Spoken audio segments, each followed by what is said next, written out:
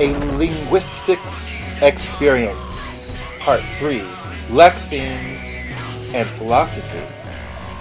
Before beginning this section, I would like to preface it by a discussion of Om, the character or grapheme for the sacred symbol of Hinduism and yoga, Om. The pronunciation of Om is a process that leads you through the whole vocal tract. You begin in the throat with Ah, then transition to the mouth with O, then move towards the front of the mouth with Oo, where you start moving out of your mouth to your lips, which you begin to pucker. And then you come to where your lips come together, and you use your nose. The vibrating air begun with ah has been channeled through the mouth, out the lips, and now comes down through the nose. No wonder this sound is considered sacred. It is a physical, yogic exercise just to pronounce it. What people very often really mean by the dictionary is the lexicon. It is the virtual space where the words, aka lexemes, of a language are stored in the grammar. Each word lexeme is metaphorically equivalent to a circle around a semantic domain, or a circle within that domain, like a circle drawn somewhere within an area of a field, an infinite field that constitutes the indefinite possibilities of meaning. For some words, like German Geist, the circle may be bigger, and for other words, the circles may be smaller, like English mind and spirit and ghost, which are three smaller circles encircled by the bigger circle of Geist. Thus, depending on context, any three of those words could be an adequate translation of the one German word. One must wonder if any of these circles represent a real distinction and are not totally arbitrary or functional. This question inevitably leads to the great debate in philosophy over universals and particulars. The universalist school of thought would say our circles represent real universal entities. Indeed, our circles would be the shadows in Plato's cave metaphor where he said, in life, we only see shadows of the ideal. The nominalist, who favors the particulars, says there are no universals, that the circles are not real. If one accepts the nominalist approach, then one would be forced, logically, to accept the fundamental premise of the Buddhist poem, the Prajna Paramita Heart Sutra, which states, basically, that everything and everyone has no true self because what one thinks is the self is merely a grouping of other smaller constituents. One could go on from there, imagining one is looking through a microscope, seeing the constituents, then focusing on a constituent to see that it, in turn, is composed of constituents, and you can continue in this manner until, once you have unraveled the whole chain of constituents by getting to their end, find everything ultimately is based on nothing except something verbal and moving, like a song, but not like a sculpture. Or else, alternatively, one could imagine that the chain of constituents never ends. This viewpoint is analogous to saying the universe has no beginning, that there was neither a first cause, e.g. God, goddess, that poofed it into existence with the wave of his, her, its mighty hand, nor did the universe somehow poof itself into being out of nothing, like the gaping nothing, Ginnungagap, in the mythology of the Vikings. One must wonder if some semantic domains, circles, cannot be just plain erroneous, even slanderous, i.e., grouping entities together which simply do not go together, or putting a circle where there is nothing to put a circle around.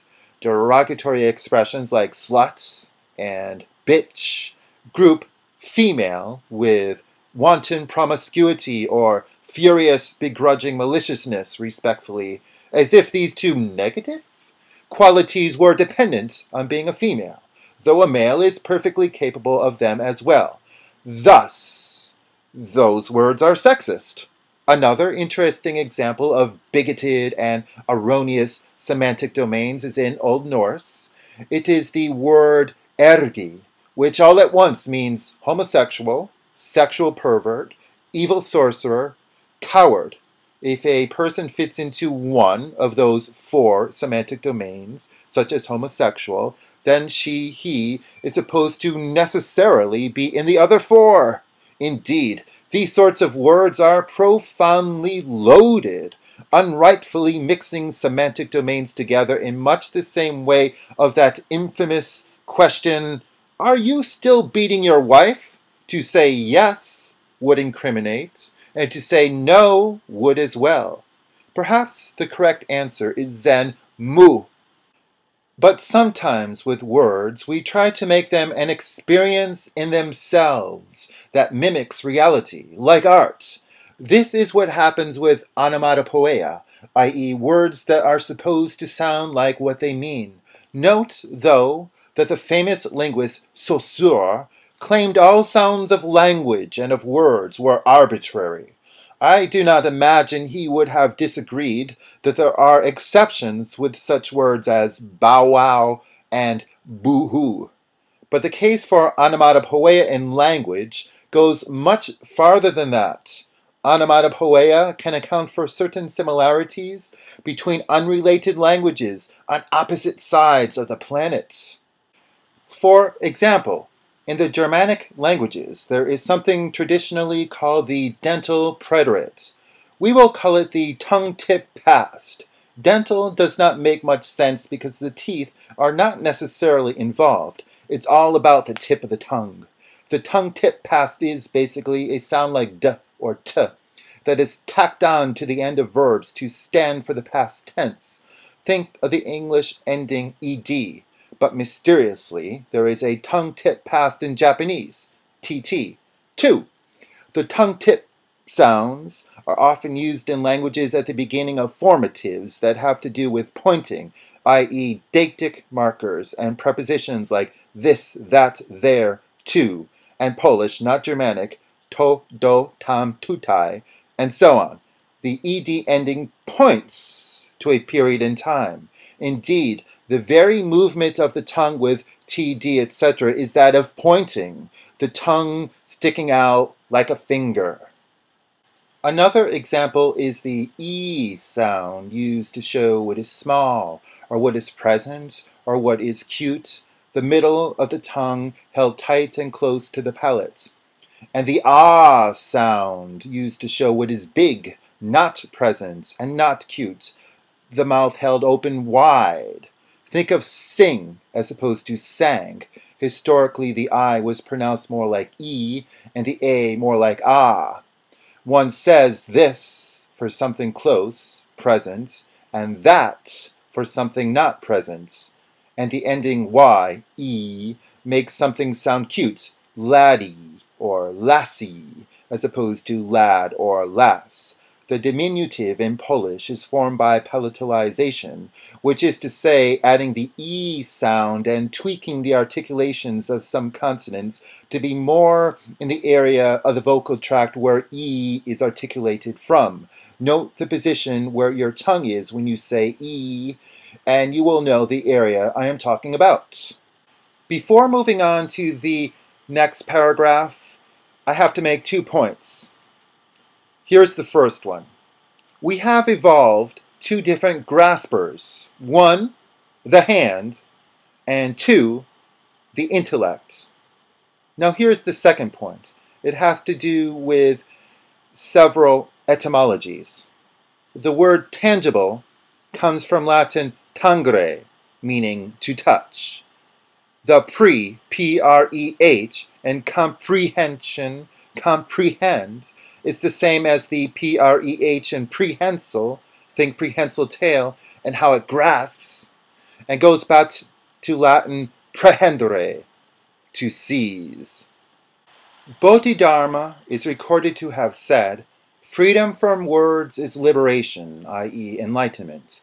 Nietzsche, see his essay, untruth and lie in an extra-moral sense, said when an individual makes a word, he takes an image of one entity observed or experienced and imposes it on other entities, i.e. forces them to coincide, like a cookie cutter from which the extra dough that doesn't fit gets cast aside, thrown into the junk bucket. Plato, on the other hand, would not say there is any imposition, but that the other entities remind the individual of the ideal, which is known intuitively, never experienced. The latter is the universalist approach, the former the nominalist. Which one is more true? Consider how the intellect itself is a grasper. To understand is to grasp, and revealingly, the German word for concept is Begriff, which is cognate to grasp or grip. A word, as we have seen, is almost the same thing as a concept. A word or concept is a graspable snippet of reality extrapolated from the living flow of experience, a dead thing used as a tool, like a caveman using a bone as a club. A word is a representation of a supposed aspect of the world, representation in the sense of Schopenhauer, who said one's perception of the world is really a representation, Vorstellung. When we look at the world through language, this is true. Direct perception, i.e. true perception, only can come from a pre-verbal state of mind, like that of a baby or vegetable or meditating Zen monk. As I understand it, there is a word that means the spoken word and concept at the same time in Sanskrit. It is spota. It covers a semantic domain that encircles both spoken word and concepts. This idea is analogous to the use of word in the biblical "in the beginning was the word," which seems to erroneously equate the linguistic illusion, Schopenhauer's representation, Vorstellung, with reality. Words are not holy, quite the opposite. They are tools of the intellect, and they are its creations. The ego is among these creations. Perhaps the hidden meaning of Christianity is that God is a metaphor for the intellect, creation for language, Jesus for the ego, and the Holy Ghost for the mind behind it all. Sometimes, however, having a word for something is empowering.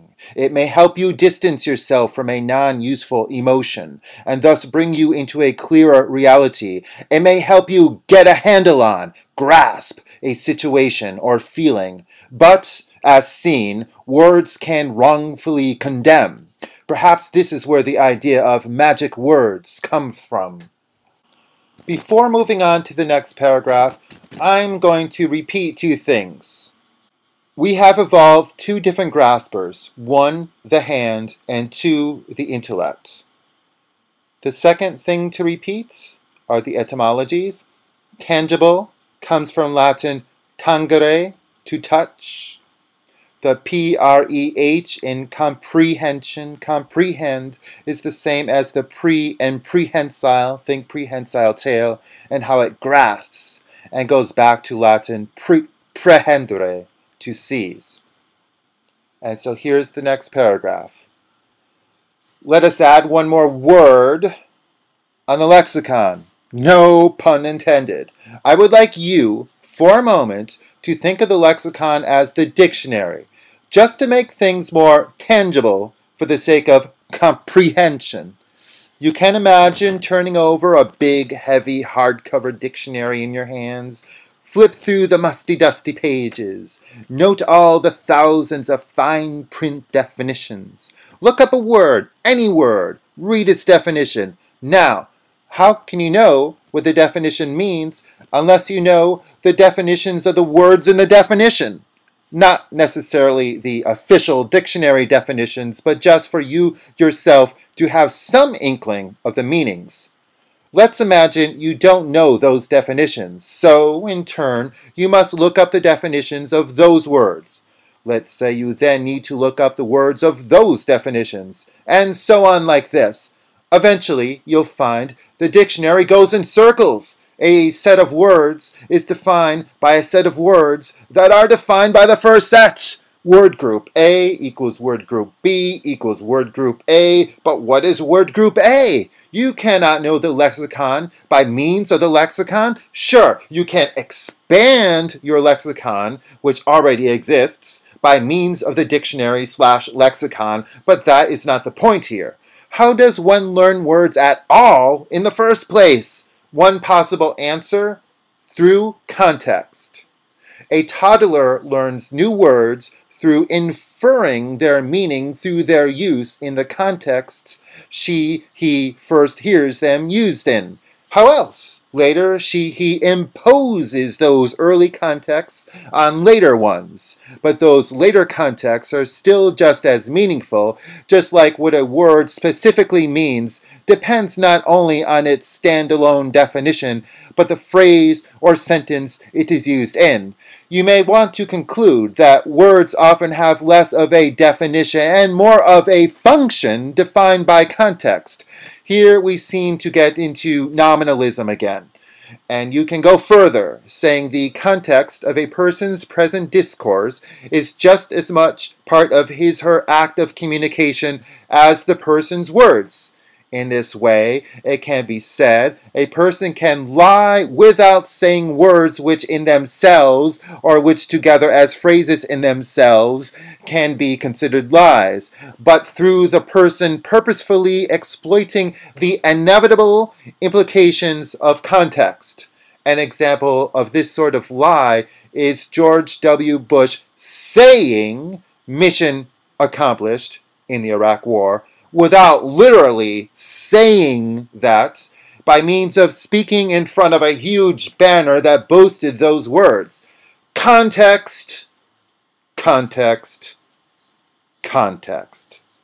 For discussions on this topic, see the works of Paul Grice, who wrote about what he called conversational implicatures. Okay, so we have come to the end of the first of the two parts of this section, the third section of the lecture, the Linguexperience lecture on linguistics. I would like you now to actually go to the site www.linguexperience.com, go to section 3 of the lecture, Lexemes, and go and take a look at the embedded YouTube videos there. There is the first one, the Heart Sutra.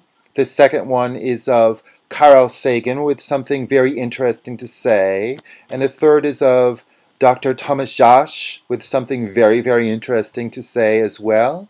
And the last one is of George W. Bush. On the site, you will find an important link to an essay I have entitled Semantic Domains/Hierarchies as Anthropomorphosis or Animism. It is a great addendum to what I have been speaking about so far, and you can go there and you get to see a picture of a talking tree from Wizard of Oz. Before leaving, I would like to leave you with a very important point. The word race. Race equals a semantic domain/circle around a set of independent genetic traits, i.e., there is no one single race gene that objectively/scientifically backs up, validates the word/lexeme/semantic domain/circle of quote-unquote race, i.e., there is no such thing as race. And when you go to my site, you can click on a link to a Scientific American article about that.